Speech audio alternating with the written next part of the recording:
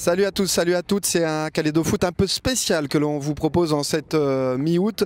La Fédération calédonienne de football et le lycée d'Okamo qui en collaboration vont officialiser le lancement l'an prochain de la première Académie fédérale FCF Garçons. On va en discuter avec nos invités du jour. On accueillera tout à l'heure le président de la Fédération calédonienne de football, le président Gilles Tavergeux. Mais tout d'abord, on accueille avec nous monsieur Didier Blanc. Bonjour Didier. Bonjour. Didier qui est donc le responsable actuel de la section sportive du lycée d'Okamo et qui sera l'année prochaine le manager, on va dire, de l'académie. On va y revenir, Didier, avec toi. Et puis avec nous, monsieur Dominique Ouachali, le directeur technique de la Fédération calédonienne de football. Salut Dom. Bonjour à tous, bonjour. Merci à vous deux donc d'avoir répondu présent pour ce plateau FCF TV Web depuis le centre technique, le centre fédéral de Païta. Alors messieurs, l'an prochain, ce sera l'heure de la première promotion de l'Académie fédérale FCF Garçons avec des joueurs nés en 2006 et 2007 qui vont rentrer en seconde. Forcément, c'est un projet pays qui est très important, qui est capital, auquel va participer donc et de plein pied forcément le lycée d'Okamo, on va y venir, et puis également la Fédération calédonienne de football. Didier, est-ce que tu peux peut-être nous tracer un peu les contours de cette mise en place, de cette organisation de cette nouvelle Académie Garçons qui arrive? Donc suite aux tests de sélection qui auront lieu début septembre, on va retenir en gros 23-25 joueurs nés en 2006-2007, comme tu l'as précisé, et que des garçons, puisque l'Académie des filles existe déjà. Tous ces élèves, tous ces joueurs seront scolarisés sur le lycée d'Okamo, s'entraîneront quasiment tous les jours sur le temps scolaire, seront pour la plupart internes. On va rappeler Didier, donc justement la structure d'Okamo est déjà existante et cette section sportive donc vit depuis de nombreuses années du côté du lycée d'Okamo à Nouméa. On va s'appuyer sur tout ce qu'on a mis en place depuis une dizaine d'années, notamment avec la Fédération calédonienne de football, puisqu'on a travaillé en partenariat depuis la création de la section sportive. On va améliorer tout ce qui existe déjà, que ce soit sur le plan sportif, sur le plan scolaire, sur le plan éducatif, de façon à optimiser au maximum la prise en charge de ces 23 joueurs qu'on va accueillir au sein du lycée. Alors Dominique, on peut évoquer un savoir-faire du côté du lycée d'Okamo et avec donc ici présent le responsable Didier Blanc, son staff et également tout ce qui est mis en place au niveau de la direction du lycée. Est-ce que c'est quelque chose forcément qui a orienté votre choix au niveau de la fédération de se baser sur cette structure déjà existante et puis d'y amener cette Académie fédérale Garçons? En fait, on va dire que c'est pour répondre à un processus sur le parcours du joueur calédonien, à savoir mettre en place des structures. Dans les structures, comme les sections sportives sont une structure qui permet de sécuriser le talent des joueurs, mais en répondant aussi sur différents objectifs, l'objectif scolaire, social et sportif. Donc c'est pour cette raison, l'académie, on va dire, c'est une finalité. Mais il y a un commencement, mais l'académie une finalité parce que c'est une cohérence qui doit émaner du monde fédéral, d'où la Fédération calédonienne de football collabore avec l'établissement scolaire de d'Okamo. Et donc c'est une logique, d'une part, d'un travail qui a été fait depuis un certain nombre d'années, notamment en remerciant l'UNSS, en remerciant le vice-rectorat, pour nous permettre, nous, la fédération, de travailler avec ces structures qui fait une suite logique à la création de cette académie. Justement, vous alliez toute cette construction de l'individu au niveau de la scolarité et puis la performance sportive football, on va dire, proprement dite, c'est parfois difficile à jongler entre les deux? Oui, ça doit être une organisation que les joueurs s'y attendent parce que on se dit aussi par les différentes expériences qu'on a pu avoir au niveau des sélections nationales, au niveau des jeunes, un joueur qui s'en sort, c'est un joueur qui a une capacité d'avoir une réflexion, une intelligence. Donc c'est dans ce sens-là qu'on collabore avec l'établissement scolaire pour rassurer derrière la réussite du joueur élève dans l'académie. Didier, on va revenir vers toi. Le lycée d'Okamo donc sera cette base de vie. Alors forcément, on imagine que ça va impliquer beaucoup de logistique au niveau de la adapté, on en parlait à l'instant avec Dominique, et puis également au niveau des infrastructures, il y a peut-être une remise à jour qui va être mise en place? Des aménagements au sein du lycée, forcément, hein, pour accueillir ces 23 joueurs. Des aménagements au niveau des infrastructures, puisqu'on va faire des efforts au niveau des bâtiments, en matière de vestiaires, de sanitaires, de douches, etc., etc. Des efforts aussi au niveau de l'aménagement des emplois du temps des joueurs, puisqu'il est prévu, et c'est impératif que ce soit fait dans ce sens-là, que les élèves s'entraînent sur le temps scolaire, en gros de 15 h à 17 h. Pour trouver justement le juste équilibre entre études et côté sportif. Voilà en gros à quoi on va s'attacher d'ici la rentrée. Alors par rapport à cela Didier, on va justement écouter la directrice de l'établissement d'Okamo, Madame Aurélie Poyot. On vous retrouve juste après l'interview. Ça fait déjà depuis 2012 que le lycée d'Okamo a une section foot qui s'est bien développée et qui a bien évolué au sein du lycée. Et évidemment, la passation, l'évolution en académie fédérale est en fait la suite naturelle de ce qui s'est passé jusqu'à présent, qui va permettre aux élèves d'évoluer en termes de qualité, et puis qui va permettre aussi à l'équipe qui encadre, puisqu'il y a une équipe au lycée qui est bien engagée, de pouvoir vraiment rendre les élèves encore plus compétents dans le domaine du football. Et évidemment, ça a aussi un impact sur le plan scolaire.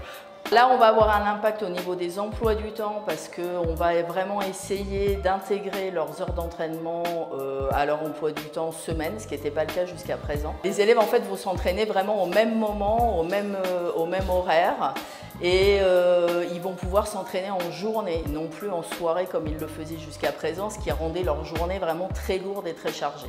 Nous allons réaménager un espace qui va être vraiment un espace dédié au foot, pour les joueurs, pour les 23 joueurs de cette académie fédérale, avec des vestiaires, avec des douches qui vont être mises en place. On va, disons, passer de l'amateurisme au professionnalisme. On demande en fait aux élèves de s'engager, on va regarder leurs compétences footballistiques évidemment, mais évidemment leurs résultats scolaires et leur assiduité sont aussi une exigence au quotidien et nous surveillons ça de près. D'ailleurs, l'un de nos collègues est responsable pédagogique et suit attentivement leurs résultats et leur présence au lycée. On est très heureux de l'avoir pour ambassadeur, en tout cas on espère, je crois que les discussions sont en cours, et effectivement on est heureux et on est fiers de pouvoir retrouver Christian en fait un peu parmi nous, et qui est un peu celui qui va motiver et inspirer les élèves. On se retrouve donc sur le terrain synthétique du centre fédéral de Païta. Didier Blanc et Dominique Ouachali. Alors Dominique, côté fédération, concrètement, comment cela va se concrétiser au niveau de la Fédé, de cette mise en place de l'académie? On peut parler, évoquer les budgets, également l'organisation, le staff? Bien sûr, on va dire qu'on est sur une dynamique dans laquelle nos relations avec le FIFA nous permettent d'accompagner ce genre de structure, d'accompagner, de mettre en place. Donc il y a un budget qui est défini pour assurer en fait un bon accompagnement. Donc un bon accompagnement, c'est la sécurité de l'élève dans son parcours éducatif. Donc il y aura un staff qui sera dessiné autour. Après, il y a aussi le joueur, le côté sportif, où là aussi il y a un staff qui sera, on va dire, dédié, mais qui sera là pour pouvoir accompagner au mieux le projet sportif. Donc il y a toute cette organisation qui est réfléchie et qui a été budgétisée pour assurer la mise en place de l'académie, mais aussi sa pérennité. Voilà, sa pérennité. Il y aura aussi un suivi médical, on imagine. Il y aura un suivi médical et je tenais aussi à remercier la DGS, le gouvernement, qui nous a permis derrière de bénéficier aussi des moyens qui nous permettent voilà, d'assurer le suivi médical de nos joueurs. Est-ce que pour vous, niveau fédération, c'était devenu important, incontournable d'avoir cette académie garçon? On sait que l'académie filles tourne depuis maintenant 3 ans, mais les garçons, c'était quelque chose qui était en attente. Bien sûr, on va dire que l'académie, on va dire sur CUSAL, c'est le plus gros pourcentage. On sait très bien que ces jeunes vont être là dans nos sélections nationales. Et d'avoir mis en place, allez, en second, l'académie garçon, c'est parce qu'on sait que les garçons, il y a quand même des choses qui s'organisent, il y a des matchs. Donc on pouvait prendre du temps de réflexion pour essayer de mieux cadrer les choses. Les féminines, c'est différent. On est parti sur une pyramide inverse pour mettre en place ces structures d'élite, mais qui va nous permettre aussi de faire notre axe de travail sur le développement. Donc il y a une réflexion qui était différente des deux, et c'est pour ça que l'académie féminine, on l'a mis en avant, en premier, mais aussi par l'accompagnement de la FIFA, et les garçons en second, en deuxième, parce qu'il y avait déjà des choses qui existent. Donc maintenant c'est d'assurer maintenant encore une fois je reviens sur la sécurité du projet du gamin dans son projet d'exceller au haut niveau. Justement Didier, on va louer forcément tout le travail qui a été fait par les sections sportives, collège, lycée. Toi tu connais bien, tu es passé par Avila depuis 10 ans maintenant, Avila à Lifou, hein, et maintenant depuis pratiquement 10 ans à Docamo. Voilà, on peut forcément mettre en avant tout ce qui a été fait auparavant et tout ce qui est fait encore. Disons que l'académie, il faut considérer ça comme le sommet de la pyramide dans le processus de formation de nos joueurs. Mais il ne faut pas oublier tout le travail qui est accompli en amont, au niveau des sections sportives, collège, au niveau des clubs, puisque le travail en section sportive vient forcément en complément au travail effectué en club. Donc il ne faut pas oublier tout ça. On va se quitter quelques instants, on va aller voir ce qui s'est passé justement cette semaine. Vous étiez dans le staff avec ce stage fédéral U15 Dominique qui sera peut-être pourvoyeur à l'issue de ce stage l'année prochaine, on l'espère, de la sélection U16 de Nouvelle-Calédonie, puisqu'on espère bien arriver à cette fin de crise Covid et retrouver les compétitions internationales. Et on retrouve justement ce reportage signé Calédo Foot avec donc nos U15 garçons qui étaient en stage fédéral cette semaine.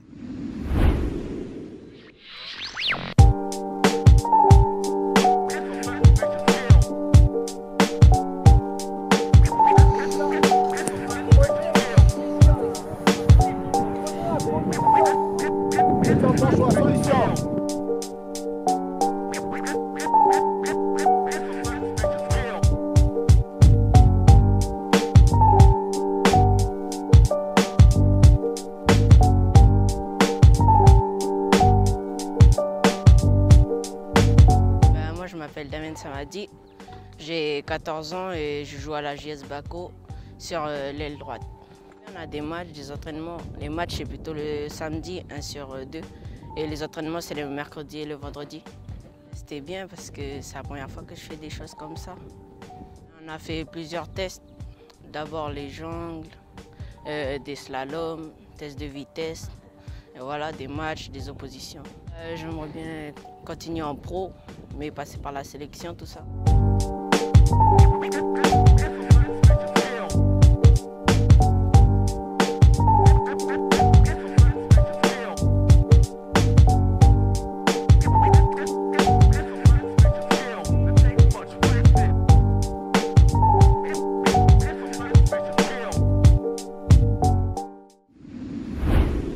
Allez, on est de retour au centre fédéral de Païta. On accueille le président de la fédération, monsieur Gilles Tavergeux. Bonjour Gilles. Bonjour Romain et bonjour à tout le monde.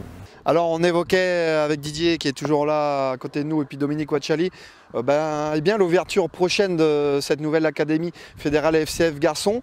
Vous sortez des assises du football Kagou dont il a été question justement de ce football de haut niveau. Clairement, on est en plein dedans avec cette officialisation de l'Académie fédérale Garçons l'an prochain, 2022. Oui, ça fait partie des objectifs. Lorsque nous avons été élus, on avait cette priorité, c'est notre jeunesse. Qu'est-ce qu'on va faire de notre jeunesse? Donc voilà, aujourd'hui, on concrétise cela par cette mise en place avec le lycée d'Ocamo. Et je les remercie. Je remercie également le technicien qui va être notre soutien numéro 1 dans cette structure scolaire. Mais c'est surtout de dire à nos jeunes, voilà, aujourd'hui une nouvelle équipe a été mise en place, mais on sera toujours dirigé vers cette jeunesse et tout ce qu'on pourra faire pour elle, on va le faire.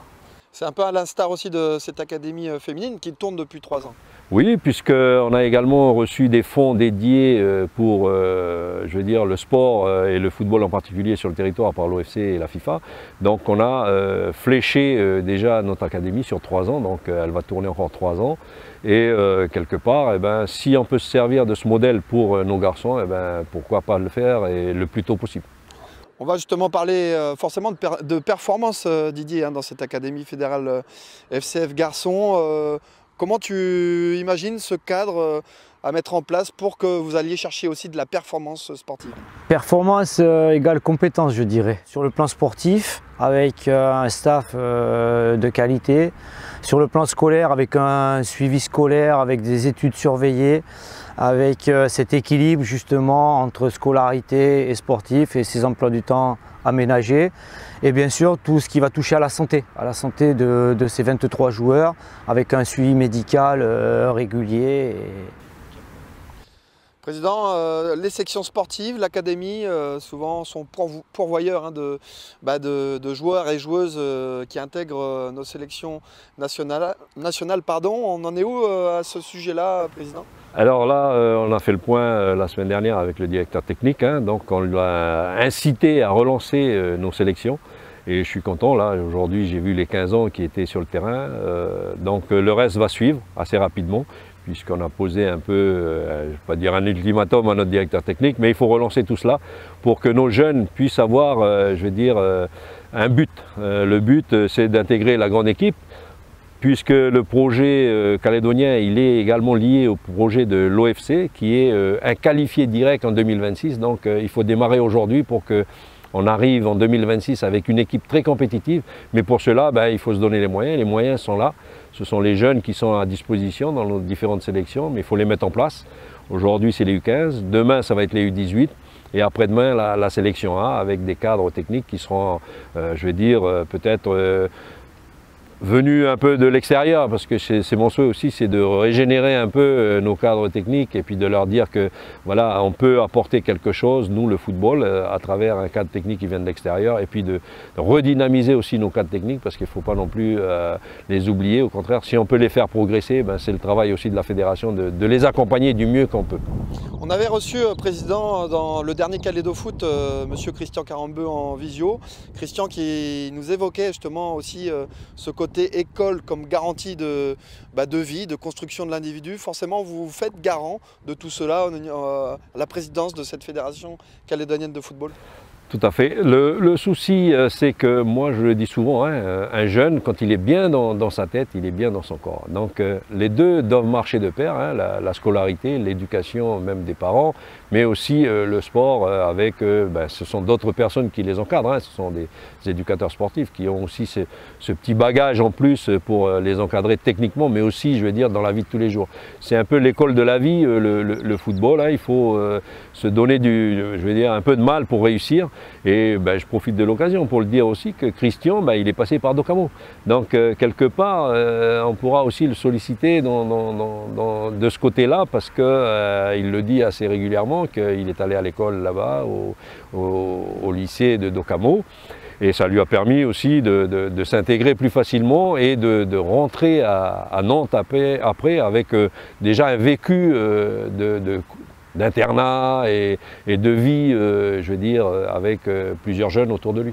Justement, il nous laissera un petit mot sur cette fin de Calédo Foot, Christian, pour souhaiter bon courage aux futurs pensionnaires de Docamo. Didier, on approche de la fin de ce plateau Web TV. Peut-être un dernier mot. Forcément, Docamo est dans la continuité de tout ce qui a été fait ces 10 dernières années. Oui, je voudrais en profiter pour remercier la Fédération calédonienne de football et son président de nous faire confiance dans ce magnifique projet. Ça ne va pas se faire simplement, mais Paris ne s'est pas fait en un jour. Et à nous de prouver que nous allons apporter quelque chose à l'évolution du football calédonien. Président, on parle de continuité, donc avec ce projet que vous évoquiez 2026, cette place et demie à la Coupe du Monde. Forcément, les académies seront au centre de ce projet sportif. Oui, et puis je voudrais aussi saluer le travail qui a été fait par toute l'équipe qui a fait le tour du pays pour mener à bien ces assises. Ces assises ont permis de toucher du doigt les différents problèmes auxquels sont confrontés aussi bien les comités, mais les clubs qui composent ces comités, ces 3 comités. Donc C'est un gros projet, hein. Le football calédonien est dans une situation évolutive actuellement avec ces projets de l'OFC et de la FIFA. Il ne faut pas qu'on rate le train, il ne faut pas qu'on reste sur le quai. À nous de nous donner les moyens. Aujourd'hui, c'est Docamo. Merci à Docamo qui va rentrer dans ce système et puis dans cette évolution du football calédonien pour notre jeunesse. Voilà. Merci Président. Didier, rendez-vous pris en septembre. Si tu peux rappeler les dates pour les tests. Le 8 et le 9 septembre auront lieu les tests d'admission à l'académie, ici au CTE de Païta, de 8h à 16h. Nous garderons pour le jeudi les meilleurs éléments du mercredi. Il faut que les élèves, les joueurs viennent avec leur casse-croûte et il n'y a pas d'hébergement de prévu sur place, donc il faut qu'ils s'organisent pour avoir un lieu d'accueil sur Nouméa. Merci Didier, merci Président. Merci à vous. Coup d'envoi imminent, donc vous l'avez vu dans ce Calédo Foot spécial, Académie Fédérale FCF Garçons. Donc les rendez-vous sont bien notés. Nous on se retrouve très vite sur la FCF TV Web forcément, avec tous les replays vidéo qui sont à voir et à revoir sur la page YouTube et sur la chaîne YouTube et sur la page Facebook FCF Foot et Super League. A très bientôt. On se quitte avec un message de Christian Carambeu qui envoie ses encouragements à nos futurs pensionnaires, je le disais, de l'Académie Fédérale FCF Garçons. Ciao à tous. En tant qu'ancien élève du lycée Docamo, je suis très heureux de savoir et surtout d'être le parrain de cette nouvelle initiative qui est justement l'Académie, où certains gamins vont pouvoir pratiquer le foot non seulement comme hobby, mais au contraire, peut-être plus tard un métier. En tout cas, voilà, j'espère que vous allez avoir tous les outils possibles dans cette académie pour évaluer d'abord vos performances, vos aptitudes et pouvoir jouer et pratiquer le foot de haut niveau. En tout cas, je suis très fier, en tant qu'ancien élève du lycée Docamo, de pouvoir être le parrain et j'espère que ce sera aussi une très belle réussite parce que je sais que le lycée Docamo a aussi donné de la réussite scolaire à certains de ses élèves et dont je fais partie et j'espère qu'il y aura aussi le monde du football qui sera aussi un succès. Voilà.